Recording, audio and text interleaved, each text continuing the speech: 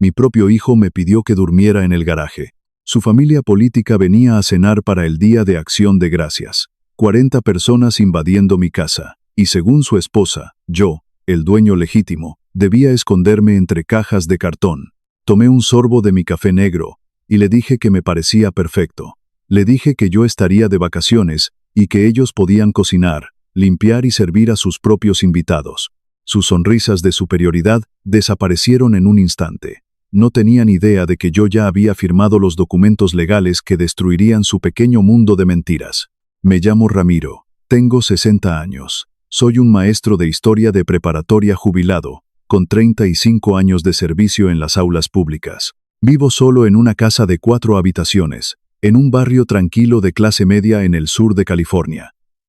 Digo que vivo solo, pero eso no es del todo cierto. Vivo con el recuerdo inquebrantable de Elena. Mi difunta esposa plantó cada arbusto de rosas a lo largo de la cerca delantera con sus propias manos. Ella eligió la pintura amarilla para las contraventanas, discutiendo conmigo durante 3 largas semanas. Decía que era un tono dorado cálido que atraía la luz, y no un simple amarillo. Cuando ella falleció hace 4 años, dejé todo exactamente como lo dejó. Para un hombre mexicoamericano como yo, que trabajó décadas enseñando para pagar esta propiedad, este lugar es mucho más que madera y ladrillos. Es el testimonio de una vida honesta. Es mi santuario. Mi vecino Arturo, un hombre mayor y de muy pocas palabras, empezó a venir a tomar café a la cerca del patio trasero, unos meses después del funeral de Elena. Nunca hizo un gran anuncio al respecto. Un domingo simplemente apareció con 2 tazas humeantes. Entendía mi silencio. Entendía el respeto. Pero el respeto es un valor que las nuevas generaciones parecen enterrar bajo el peso de sus ambiciones vacías. Una noche de octubre, mi hijo Gonzalo tocó a la puerta principal. A su lado estaba Camila, su esposa. Detrás de ellos, en la calle, un camión de mudanzas alquilado ronroneaba bajo la luz del poste. Gonzalo tiene 33 años. Trabaja como gerente de nivel medio en una empresa de logística. Tiene la forma de mi mandíbula y los ojos de su madre. Por mucho tiempo, creí devotamente que también tenía su corazón y sus principios morales. Camila es de otra especie. Tiene 30 años. Vive perpetuamente obsesionada con su propia imagen. Maneja 3 cuentas diferentes en redes sociales para mantener lo que ella llama su marca de estilo de vida. Tenía sus caros aros de luz y sus trípodes para cámaras empacados antes de tener platos o sábanas. Cuando abrí la puerta esa noche y vi el camión de mudanzas, mi pecho se apretó con tanta fuerza que tuve que apoyar la mano en el marco de la puerta. «Papá». La voz de Gonzalo se quebró ligeramente en los bordes. Era el mismo tono que usaba cuando tenía 12 años. Rompía algo valioso y necesitaba confesarlo antes de que yo lo descubriera. «Nos subieron la renta otra vez», continuó diciendo. «No podemos pagar el aumento y ahorrar para el enganche de una casa al mismo tiempo. Solo necesitamos 6 meses, papá. 6 meses para organizar nuestras finanzas y nos iremos. Te lo prometo». Mi garganta ardía. Cada instinto que había afilado durante 3 décadas de leer a mis estudiantes, de saber quién cumpliría su palabra y quién solo buscaba una excusa, me gritaba que cerrara la puerta. Pero en nuestra cultura, la sangre pesa. El familismo es una cadena invisible que te obliga a sacrificarte. Miré a mi hijo. Sus ojos estaban húmedos, y se parecía tanto a Elena en ese momento que sentí un desgarro en el alma. 6 meses, dije finalmente. Camila me miró directamente y esbozó una sonrisa brillante, ensayada y plástica. Prometió que serían invisibles y que respetarían mi espacio. Las personas que realmente tienen la intención de ser respetuosas no sienten la necesidad de prometerlo por adelantado como si fuera un guión de televisión. Los primeros 2 meses fueron apenas manejables. Gonzalo ayudaba a barrer las hojas secas del patio los fines de semana sin que yo se lo pidiera. Camila llegó a preparar la cena en 2 ocasiones. Sin embargo, fotografió ambas comidas desde todos los ángulos posibles antes de permitir que nadie en la mesa tocara un tenedor. Eran ruidosos de una manera a la que yo ya no estaba acostumbrado. Pero me repetía a mí mismo que Elena y yo también habíamos sido jóvenes, y que los jóvenes llenan los espacios con ruido. Luego llegó el 3er mes. La ilusión de la gratitud se evaporó por completo. Camila empezó a dormir hasta las 11 de la mañana todos los días. Entraba arrastrando los pies a mi cocina, envuelta en batas de seda caras. Se servía el café que yo me había levantado a preparar a las 6 de la mañana, y se quejaba en voz alta de que el internet de mi casa era demasiado lento mientras intentaba subir su contenido a la red. Usaba mi café, usaba mi cocina, usaba mi electricidad y mi silencio, y ni una sola vez se le ocurrió decir gracias por nada de eso. Transformó la sala de estar que Elena había decorado con tanto amor en su maldito estudio de grabación. Un domingo por la mañana, Arturo se acercó a la cerca mientras yo cortaba las ramas muertas de los rosales. Observó la casa por un momento. Escuchó la voz chillona y falsa de Camila grabando un video desde el interior. Arturo me miró con la expresión de un hombre que elige sus palabras con mucho cuidado. ¿Cuánto tiempo planean quedarse?, me preguntó con voz grave. 6 meses. Respondí mientras lanzaba una rama seca a la cubeta. Arturo asintió lentamente. Tomó un sorbo de su café. Ajá, dijo. Lo pronunció con el tono exacto de un hombre que no creía ni una sola sílaba de esa afirmación. No le respondí. En el fondo de mi pecho, la parte de mí que todavía quería creer en mi hijo, comenzaba a aceptar que mi vecino tenía toda la razón. Los 6 meses se convirtieron en 7. 7 se convirtieron en 9. El respeto había muerto en mi propia casa. Y en una mañana fría de otoño, encontré un estado de cuenta bancario sobre el mostrador de la cocina que hizo que mis manos temblaran de una manera incontrolable. Tuve que poner el papel sobre la mesa y presionar mis palmas fuertemente contra la madera, solo para poder enfocar la vista en los números. La cuenta de ahorros que había pasado décadas construyendo. El dinero que yo llamaba mi fondo para los años de silencio. El capital que había apartado celosamente para que, cuando mi cuerpo finalmente se rindiera, no tuviera que ser una carga para nadie. Esa misma cuenta mostraba un retiro que yo jamás había autorizado, y no era una cantidad pequeña. Sentí que mis piernas perdían la fuerza. Saqué una silla y me dejé caer pesadamente. Me quedé mirando el papel mientras la luz de la mañana entraba por las cortinas amarillas de Elena. El retiro había sido procesado 6 semanas atrás. Yo no lo había detectado porque confiaba ciegamente en mi hijo. Hacía tiempo le había otorgado un acceso suplementario a mi cuenta principal, estrictamente para emergencias médicas o gastos menores del mantenimiento de la casa. Una compra urgente en la farmacia, una reparación imprevista, nada extravagante. Pero el monto que había desaparecido era inmenso. Era el tipo de cifra que toma toda una vida reconstruir cuando tienes 60 años y ya no cobras un salario del gobierno. Mis ojos ardían profundamente. No estaba llorando, estaba demasiado aturdido y paralizado para derramar lágrimas. Era el dolor seco, hueco y devastador de un padre, que mira la prueba física de que su propia sangre le ha mirado a la cara y ha decidido robarle su futuro. Doblé el estado de cuenta con extrema lentitud. Lo guardé en el bolsillo interior de mi camisa de franela, justo contra mi pecho. Caminé hacia el jardín trasero. Arturo ya estaba en la cerca. El simple hecho de verlo allí me dijo que había notado la palidez de mi rostro a través de la ventana de la cocina. Me pasó una taza de café caliente por el espacio entre las tablas de madera, sin decir una sola palabra. La tomé con manos que aún no recuperaban su firmeza. «Te ves como si alguien hubiera atropellado a tu perro», dijo Arturo en voz baja. «Nadie ha atropellado a nada», le respondí, «pero acabo de encontrar algo que no debía encontrar». Arturo apoyó los antebrazos en el barandal y me estudió con los ojos entrecerrados. «¿Qué tan grave es?», preguntó. «Lo suficiente», respondí mirando al vacío. Él no presionó más. Esa es la grandeza de un viejo amigo. Sabe cuándo un hombre necesita desahogarse y cuándo solo necesita que alguien se pare a su lado mientras el mundo se derrumba en silencio. 3 días después de aquel descubrimiento, la respuesta a la pregunta que no quise formular entró a mi propiedad sobre 4 llantas nuevas. Yo estaba en el jardín cuando lo escuché. Era el ronroneo profundo e imponente de un motor de lujo que simplemente no pertenecía a mi vecindario de clase media. Me enderecé, me di la vuelta, y allí estaba. Una camioneta deportiva de lujo, de un color negro azabache brillante. Estaba recién salida de la agencia, con detalles cromados que atrapaban el sol de la tarde y te golpeaban la vista con arrogancia. Gonzalo bajó de la puerta del conductor. Tenía el pecho inflado y la barbilla levantada de una manera que no le veía desde que logró entrar al equipo universitario de baloncesto. Camila salió disparada por la puerta de mi casa. Estaba tan emocionada que casi tropieza en el escalón del porche. Soltó un grito histérico que espantó a los pájaros de los rosales. Dios mío, gritó, es todavía más hermosa en persona. Se arrojó al cuello de Gonzalo. Él la atrapó y le dio una vuelta en el aire como si estuvieran grabando un maldito anuncio de televisión. Me quité los guantes de jardinería, jalando un dedo a la vez. Caminé lentamente hacia ellos en la entrada de cemento.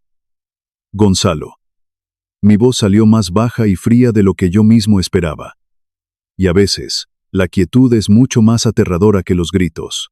Ese es un vehículo de $80,000. Gonzalo se giró hacia mí. Su sonrisa de triunfo tembló ligeramente en las comisuras cuando vio la oscuridad en mis ojos. Es un bono del trabajo, papá, me dijo. La compañía tuvo un trimestre espectacular. Me lo gané con mi esfuerzo. Te lo ganaste, repetí despacio. Absolutamente, lo dijo, sin pestañear, sin titubear, con la entrega suave y calculada de alguien que había ensayado esa misma mentira frente al espejo del baño docenas de veces. Mis 35 años en un salón de clases frente a adolescentes me enseñaron a identificar exactamente cómo suena una respuesta ensayada. No suena a verdad, huele a culpa. Camila entrelazó su brazo con el de Gonzalo y me dedicó una sonrisa radiante y vacía. ¿No es asombrosa?, dijo ella. Te llevaremos a dar una vuelta este fin de semana, Ramiro. Te va a encantar. Volví la mirada hacia mi hijo. Él sostuvo mi mirada durante 3 segundos interminables. Luego, sus ojos se desviaron nerviosamente hacia el cofre del auto. Esa cobardía fue toda la confirmación que necesitaba. Felicidades, dije secamente. Me di la vuelta y regresé al interior de mi casa. Esa misma noche, me senté en mi escritorio de madera. Saqué el estado de cuenta de mi bolsillo y comparé la fecha exacta del retiro con un folleto de financiamiento automotriz que Gonzalo había dejado olvidado en la encimera de la cocina. Los números se alineaban con la precisión brutal de una confesión firmada. El dinero de mis ahorros de jubilación se había convertido en el pago inicial de su monumento rodante a la superficialidad. Mi pecho dolía con una presión persistente que irradiaba hacia mi mandíbula. Era la forma en que el duelo se manifiesta cuando ya no tiene a dónde ir. Presioné las palmas de mis manos contra el borde del escritorio y respiré profundamente hasta que el dolor se redujo a algo tolerable. Luego tomé el teléfono y llamé a Fernando. Fernando ha sido mi abogado de bienes raíces durante 11 largos años. No es un hombre amable. No hace pláticas triviales ni ofrece consuelo emocional. Lo que sí hace es conocer la ley del estado de California mejor que la mayoría de los jueces. Fernando, le dije cuando contestó, necesito hablar sobre la situación en mi casa, los inquilinos, ¿cómo procedo para sacarlos de forma legal? Se escuchó el sonido de papeles moviéndose del otro lado de la línea. ¿Cuánto tiempo llevan viviendo bajo tu techo, Ramiro?, preguntó. Poco más de 1 año, respondí. Entonces estás viendo un aviso de desalojo por escrito de 60 días. Su voz era plana y factual. Exactamente lo que yo necesitaba en ese momento. Bajo el Código Civil de California, si han residido ahí por más de 12 meses, la ley te exige un aviso mínimo de 60 días antes de que puedas iniciar el proceso legal en la corte. No hay excepciones. Si omites este paso, no tienes ninguna base legal, ni siquiera en tu propia casa. 60 días, repetí en un susurro. Fernando confirmó. Puedo redactar el aviso de inmediato, pero el reloj no empieza a correr hasta que ellos lo reciban físicamente y firmen de recibido. ¿Cuándo quieres enviarlo? Miré el estado de cuenta robado. Luego miré el calendario colgado en la pared. El Día de Acción de Gracias estaba a 10 semanas exactas de distancia. Hazlo ahora, le dije. Fernando envió la notificación de 60 días mediante correo certificado con acuse de recibo. Lo imprimió en papel oficial de su bufete legal. Gonzalo firmó la recepción un martes por la mañana. Yo lo vi desde mi ventana. Tomó el sobre verde, leyó el documento, y toda la arrogancia desapareció de sus hombros. Pero en lugar de enfrentar las consecuencias como un hombre, Gonzalo dobló el documento oficial y lo ocultó en el fondo de su maletín de trabajo. Decidió no decirle ni una sola palabra a Camila. Decidió seguir viviendo en mi casa como si el suelo bajo sus pies fuera completamente sólido. Ignoró el reloj. Para la tercera semana de noviembre, Camila había llevado su locura por el Día de Acción de Gracias a niveles insoportables. Llevaba semanas hablando del evento en sus redes sociales, presumiendo ante sus seguidores con fe. Había ordenado servilletas de lino personalizadas, Había cotizado arreglos florales que costaban más que mi factura mensual de electricidad. Lo que no había hecho, en ningún momento, era consultarme una sola cosa al respecto. La exigencia llegó un lunes por la noche, exactamente 4 días antes del gran evento. Yo estaba en la mesa de la cocina leyendo cuando Camila entró. Llevaba una bata de seda cara. Sostenía su teléfono en una mano y 2 gruesas hojas de papel impreso en la otra. No me dio las buenas noches. Cruzó la cocina y dejó caer los papeles sobre la mesa justo frente a mí. Con la indiferencia total de quien cree que el tiempo de los demás le pertenece. Necesito que compres todo esto para mañana por la tarde, me ordenó, sin siquiera mirarme a los ojos, con sus pulgares tecleando rápidamente en la pantalla. Tengo una cita en el salón para el cabello a las 10. Luego las uñas, y tengo que grabar contenido antes de la cena. Ya sabes cómo son estas cosas. Lo dijo con el tono que la gente maleducada usa con los empleados de servicio. Tomé las hojas de papel. La lista era ridícula. 2 pavos gigantes orgánicos de una carnicería exclusiva, quesos importados de Europa, charcutería fina detallada por marcas específicas, 4 cajas de agua mineral en envases de vidrio, vinos de añadas muy particulares. Incluso anotó el color exacto del listón que quería para amarrar las servilletas. Mi corazón latía con fuerza, no por ira, sino por un profundo y pesado luto. Luto por el hijo que estaba sentado a 3 metros de distancia en la sala, en completo silencio, mientras su esposa le entregaba a su anciano padre una lista de tareas como si yo fuera el botones de un hotel. Leí cada línea con paciencia. Luego puse las hojas de nuevo sobre la mesa, las alicé con la palma de mi mano y levanté la vista hacia ella. Tú los invitaste, le dije con una voz peligrosamente tranquila. Tú elegiste este menú, así que tú vas a hacer las compras. El pulgar de Camila se detuvo. Levantó la vista de su pantalla con un impacto genuino. Era la mirada de alguien a quien le acaban de desconectar la electricidad.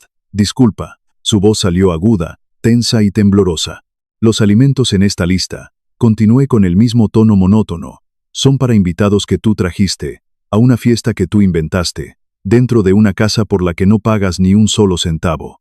Así que tú te encargas de la comida.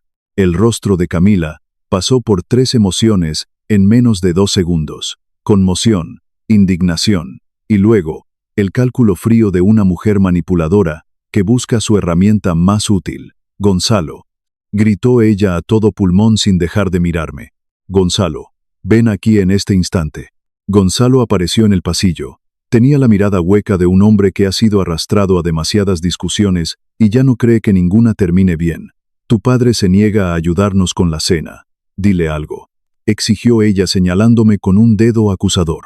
Gonzalo me miró a mí, y luego fijó sus ojos en las baldosas del piso. Su mandíbula se apretaba buscando palabras que pudieran calmarnos a ambos. Vamos, papá, susurró débilmente. Esa acción de gracias. Se supone que la familia se apoya. Solo son las compras del supermercado.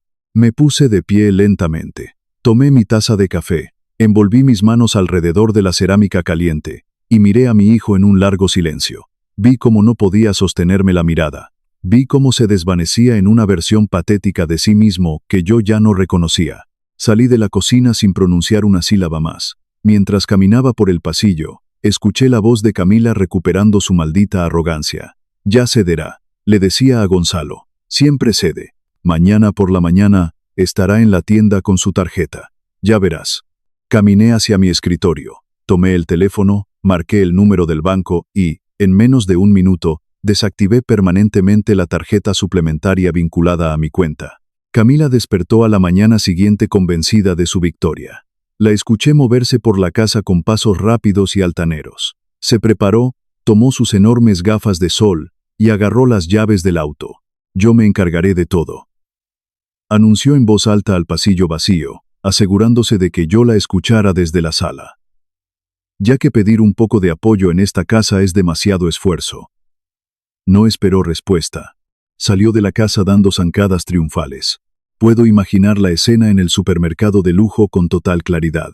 La tienda abarrotada, el pánico de las fiestas, la música de fondo. Camila empujaba su carrito con la intensidad implacable de quien cree que el dinero plástico es infinito.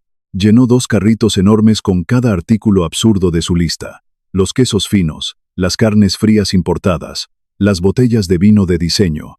No miró ni una sola etiqueta de precio, porque la gente arrogante nunca revisa los precios cuando asume que otro pagará la cuenta. Llegó a la caja registradora. El joven cajero escaneó metódicamente el último artículo y anunció un total que haría sudar a cualquier persona sensata. Camila extendió la tarjeta suplementaria con un movimiento fluido. La terminal procesó la información durante un par de segundos, y luego sonó. Un solo pitido plano, agudo y despiadado. El cajero miró su pantalla. «Lo siento, señora, está siendo rechazada». La sonrisa de Camila se congeló. «Inténtalo de nuevo», ordenó con los dientes apretados. «Seguro es la máquina». El muchacho lo intentó una vez más. El mismo pitido. «Señora, la tarjeta no pasa. ¿Tiene otra forma de pago?». Las manos de Camila comenzaron a temblar. Sacó su teléfono celular con desesperación y llamó a mi hijo. «La tarjeta no funciona», siseó ella, intentando mantener la voz baja pero fallando miserablemente. «Sigue siendo rechazada. Arrégalo ahora mismo. Llama al banco. Haz algo». La voz de Gonzalo sonó delgada e inútil a través del auricular. «No tengo suficiente dinero en mi cuenta», le respondió. «El pago de la camioneta entró esta semana y el seguro me dejó en ceros».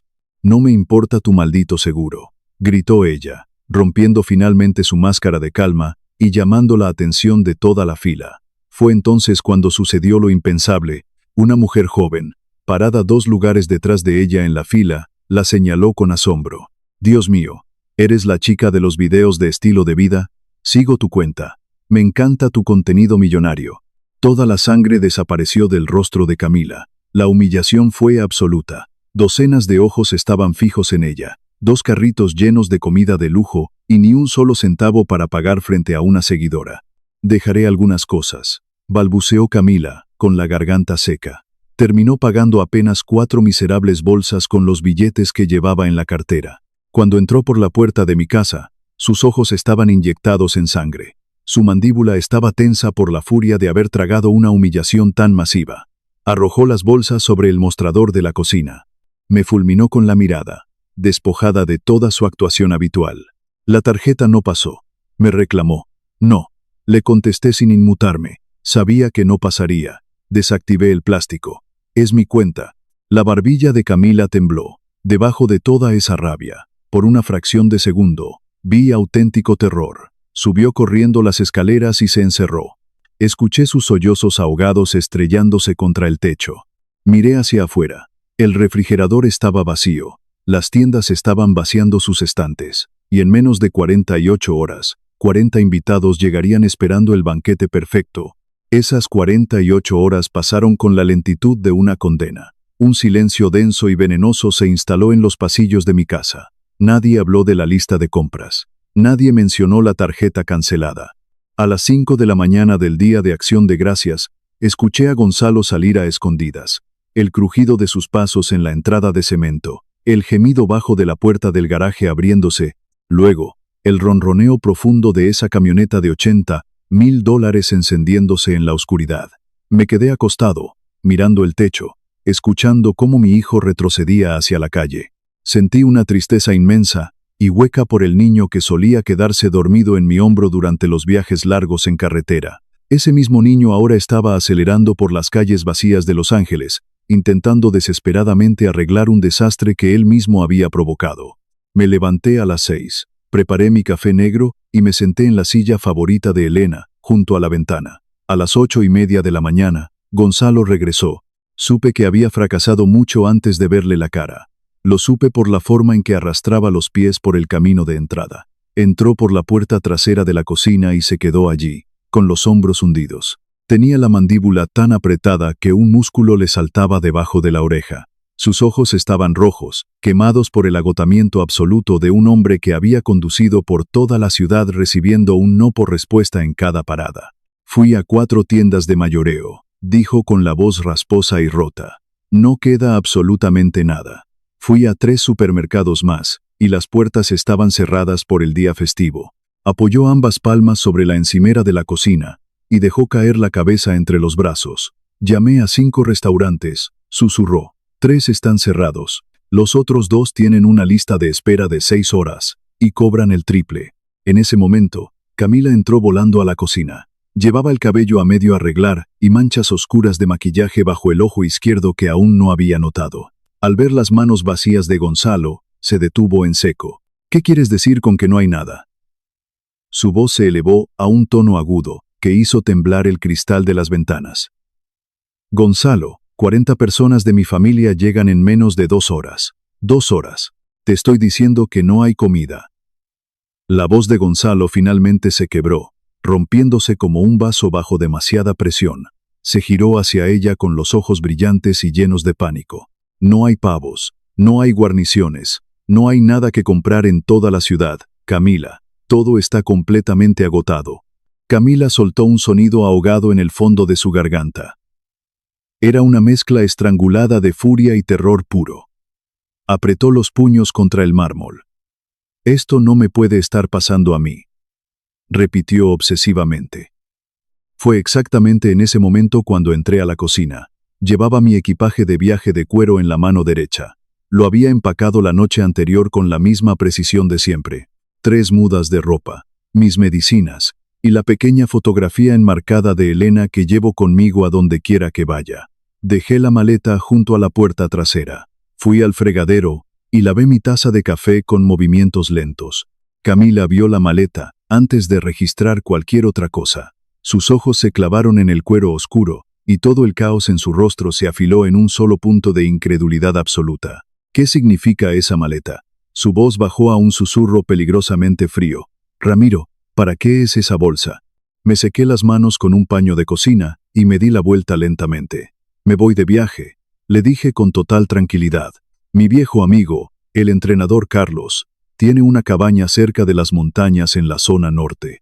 Me ha invitado a pasar el Día de Acción de Gracias allí durante los últimos 2 años. Finalmente decidí aceptar su oferta. El color abandonó el rostro de Camila como si le hubieran extraído la sangre del cuerpo. No puedes hablar en serio, gritó, dando un paso hacia mí. Su voz temblaba con una rabia que ya no tenía a dónde ir. No vas a cruzar esa puerta hoy. Mi familia está en camino. Llegarán en menos de 2 horas. No tenemos comida, el internet no funciona, y tú no puedes simplemente abandonarnos aquí. La miré a los ojos con la misma frialdad con la que ella había tratado mi hogar. Tú los invitaste, dije, manteniendo el tono bajo y firme. Tú planeaste este circo para tus redes sociales. Tú misma le dijiste a Gonzalo que me mandara a dormir al garaje para que tus padres pudieran usar mi habitación. Tomé el asa de mi maleta. Así que les estoy dejando toda la casa libre. Es toda suya. Gonzalo dio un paso al frente. Su rostro era una máscara de desesperación absoluta. Papá, por favor, te lo suplico. Sé que hicimos las cosas mal, pero no sé qué hacer. Genuinamente no sé qué hacer y te necesito. Puse mi mano sobre el hombro de mi hijo por un breve segundo. Él se estremeció, como si el contacto le quemara la piel. Eres un hombre adulto, Gonzalo, le dije en voz baja. Resuélvelo. Caminé hacia la puerta principal. Afuera, el servicio de transporte que había solicitado la noche anterior ya estaba esperando junto a la acera. El motor estaba en marcha, y el humo blanco salía por el escape en la mañana fría. A mis espaldas, la voz de Camila se convirtió en un llanto histérico. No puedes hacernos esto, gritaba. Tú no puedes hacernos esto a nosotros. Cerré la puerta de madera detrás de mí, subí al auto, y vi cómo mi casa se hacía cada vez más pequeña en el espejo lateral. Vi las contraventanas amarillas, las rosas dormidas, y el garaje cerrado. Me acomodé en el asiento y no miré atrás. Iba conduciendo por la carretera 101 cuando mi teléfono vibró. Era la primera notificación de la aplicación de las cámaras de seguridad. Había instalado esas cámaras hace 3 años por unos robos en el vecindario. Nunca las desactivé, y, muy deliberadamente, nunca le mencioné a Gonzalo ni a Camila que existían. Me detuve en una estación de servicio. Estacioné el auto y abrí la aplicación. El video no tenía sonido en esa sección, pero las imágenes eran brutalmente claras. Una caravana de camionetas de alquiler y autos familiares sobrecargados invadió mi calle. Se estacionaron ocupando cada centímetro de la acera disponible. Las puertas se abrieron de golpe y 40 personas comenzaron a bajar. Hombres con camisas elegantes perfectamente planchadas. Mujeres con tacones altos que eran completamente inadecuados para caminar por una entrada de cemento.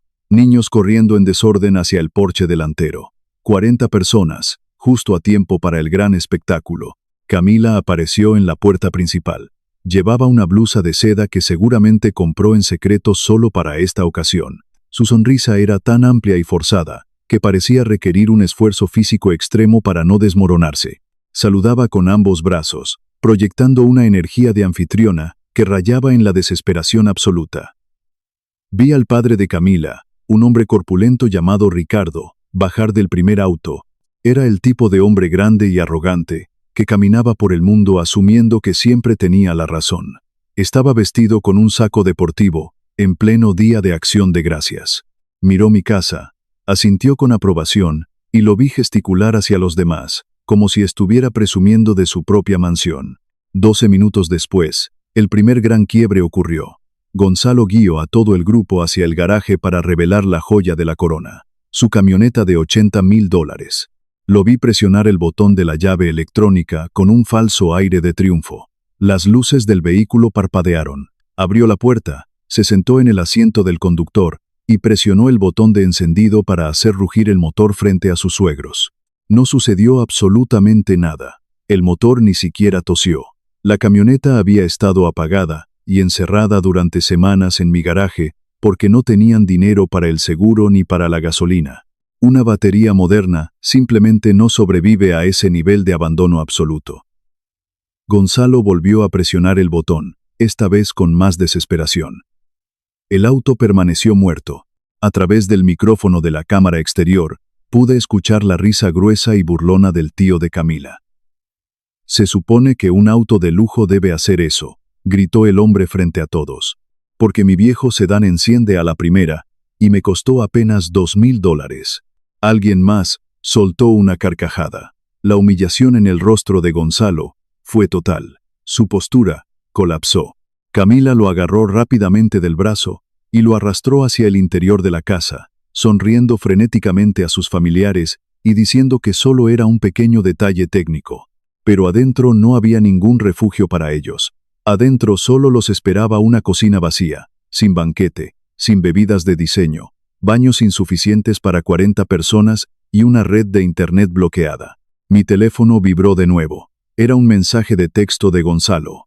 «Papá, por favor, solo dime la contraseña del internet. Los niños están desesperados y Camila está perdiendo la cabeza». Puse el teléfono boca abajo en el asiento del pasajero. Volví a incorporarme a la carretera y seguí conduciendo hacia el norte. El aire de las montañas comenzaba a limpiar mis pulmones por primera vez en casi 2 años. Eran pasadas las 3 de la tarde cuando mi teléfono volvió a sonar. Yo estaba sentado en el porche trasero de la cabaña de madera de mi amigo, con una taza de café recién hecho entre las manos. Las montañas se teñían de un hermoso tono cobrizo, que a Elena le habría encantado pintar. Miré la pantalla. Era el nombre de Camila. Dejé que el teléfono sonara 2 veces, respiré el aire frío y limpio con lentitud, y finalmente contesté. No hubo ningún saludo, solo un grito ahogado y lleno de veneno al otro lado de la línea. «Lo hiciste a propósito». Su voz estaba tan fracturada por la furia que apenas sonaba humana. «Planeaste todo esto solo para humillarme frente a toda mi familia. Nos tendiste una trampa y te fuiste. Arruinaste mi vida frente a ellos. Arruinaste mi día de Acción de Gracias». De fondo, podía escuchar el murmullo tenso de sus invitados, el tipo de silencio pesado y expectante que se forma cuando una multitud se da cuenta de que algo terrible y real está ocurriendo. Me tenía en el altavoz. Mantuve mi voz exactamente donde quería, profunda, calmada, inquebrantable. «¿Acaso yo los invité, Camila?», pregunté. Hubo un silencio cargado de presión del otro lado de la línea. «¿Acaso yo acepté cocinar para tu inmensa familia?», continué sin elevar el tono. «Yo estuve de acuerdo en pagar por todo, limpiar después de ustedes y dormir en el maldito garaje para que tus padres se quedaran con mi cama». «Ese no es el punto», jadeó ella, tratando de recuperar el control de la narrativa. Gonzalo intervino en la llamada. Su voz sonaba cruda, suplicante y rota en cada sílaba. «Papá, somos familia. La familia debe apoyarse en las buenas y en las malas. Eso es lo que tú siempre me enseñaste». Esa frase aterrizó en un lugar doloroso de mi alma, pero dejé que mi pecho se endureciera alrededor de ella. «Les di a ambos un techo seguro sobre sus cabezas durante 2 largos años», dije, asegurándome de que mi pronunciación fuera lo suficientemente clara para llegar al fondo de esa sala de estar. No les cobré un solo centavo de renta. Pagué la electricidad, el agua, el internet y la mayor parte de los alimentos que consumían. Durante 2 años vivieron gratis en la casa que mi esposa y yo construimos. Hice una pausa larga y calculada. Y en agradecimiento, tú, Gonzalo, usaste tu acceso de emergencia para robar el dinero de mi jubilación. Saqueaste mi cuenta para dar el enganche de una camioneta de lujo que ni siquiera puedes encender. No te atrevas a hablarme de lealtad familiar, hijo. Escuché un jadeo colectivo a través del altavoz. La habitación entera pareció cambiar de presión. La voz del tío de Camila se escuchó al fondo, baja pero afilada. Ella nos dijo que esta casa era prácticamente suya. La voz de la madre de Camila la siguió de inmediato. Ella nos dijo que su suegro estaba feliz de recibirnos y de pagar por la cena. Finalmente, la voz de Ricardo, el padre de Camila, cortó el aire como el acero. Habló con la fría precisión de un hombre orgulloso que acaba de darse cuenta de que ha sido engañado miserablemente por su propia hija. Camila, dijo Ricardo, mírame a los ojos en este momento y dime de quién es realmente esta casa. Camila no pudo responder. El silencio que siguió fue absoluto. Fue el sonido exacto de su ego y de su mundo de mentiras, colapsando por completo frente a su única audiencia importante. Sus invitados, Camila, dije suavemente. Su responsabilidad, yo estoy de vacaciones. Colgué el teléfono. El sol comenzó a esconderse detrás de los pinos. El olor a humo de leña flotaba en el aire de la montaña, cálido y reconfortante. Pensé en Elena. Pensé en lo mucho que habría amado la tranquilidad de esta vista. Me quedé en ese porche un rato más, respirando la paz que me había sido negada por tanto tiempo. Regresé a Los Ángeles la mañana del 2 de diciembre. Era exactamente el día en que vencía el aviso legal de desalojo que Fernando había preparado.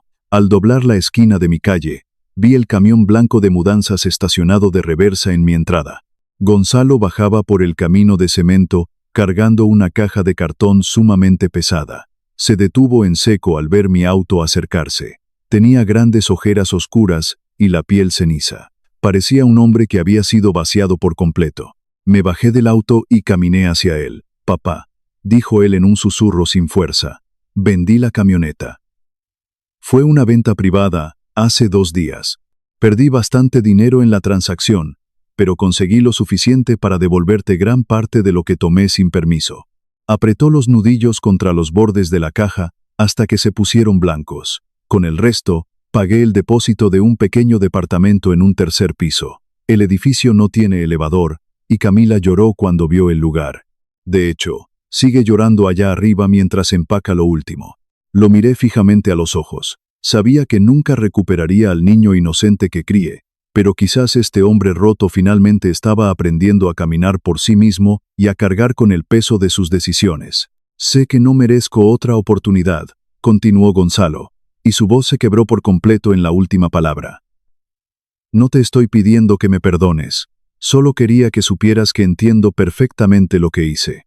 Entiendo la paz que te robé, y lo siento, papá. Lo siento desde el fondo de mi alma. Mi pecho dolió con ese peso específico e incurable de ser padre. Lo sé, le respondí en voz muy baja. Puse mi mano derecha sobre su hombro, exactamente igual que la mañana que me fui. Pero esta vez, él no se alejó. Cerró los ojos con fuerza por un segundo, aferrándose al contacto físico como si fuera un salvavidas. Luego, pasé por su lado y entré a mi propia casa. El interior estaba completamente limpio. Había marcas de zapatos en la madera del pasillo y algo de polvo, pero el desorden asfixiante, los aros de luz y las cajas vacías habían desaparecido. Camila bajó las escaleras 10 minutos después, con una bolsa deportiva colgada al hombro. Tenía los ojos tan hinchados y rojos por el llanto que apenas podía abrirlos. Pasó frente a mí y no se atrevió a levantar la vista del suelo. Salió por la puerta principal y subió al asiento del pasajero del camión de mudanzas. Presionó su frente contra el cristal frío de la ventana. Gonzalo bajó la pesada puerta trasera de metal del camión. Me miró una última vez desde el borde de la acera. Levantó la mano derecha lentamente. Yo levanté la mía en respuesta. El camión avanzó, dobló la esquina de la calle y desapareció en el tráfico de la mañana. Arturo apareció en la cerca lateral con 2 tazas de café, humeante de la cafetería del barrio. ¿Ya se fueron?, preguntó con su habitual tono grave. Ya se fueron, le contesté, caminando hacia la madera para recibir la taza caliente. Arturo me estudió de arriba a abajo. ¿Cómo te sientes, Ramiro? Tomé un sorbo largo de café negro. Mejor de lo que he estado en 2 malditos años. Amigo, esa misma tarde, saqué una pequeña pechuga de pavo del congelador. Era la que había estado guardando exactamente para esta ocasión. La horneé lentamente a fuego bajo con dientes de ajo y ramas de romero fresco, tal y como Elena solía prepararla. Abrí de par en par todas las ventanas de la casa, para dejar que la brisa fría de diciembre recorriera cada habitación, limpiara el aire, se llevara los ecos de las voces que ya no importaban. Serví un solo plato en el comedor, y comí en un silencio puro, absoluto e inquebrantable, observando cómo la luz dorada del atardecer tocaba las cortinas amarillas. Algunas personas me preguntan si me arrepiento de haber sido tan calculador y frío con mi propia sangre. Y la respuesta más honesta es no. Ni por un solo segundo de mi vida. Le di a mi hijo dinero, tiempo, paciencia infinita y un techo seguro. Lo que debí darle mucho antes fue una dura lección sobre las consecuencias de sus propios actos. La verdadera justicia familiar comienza en el preciso momento en que decides que tu dignidad personal no es negociable bajo ninguna circunstancia. La bondad sin límites no es bondad real. Es simplemente una invitación abierta a que te destruyan los que más amas. En el instante en que dejé de financiar mi propia falta de respeto, recuperé mi vida entera. Y te aseguro que este padre jubilado, finalmente, duerme en paz.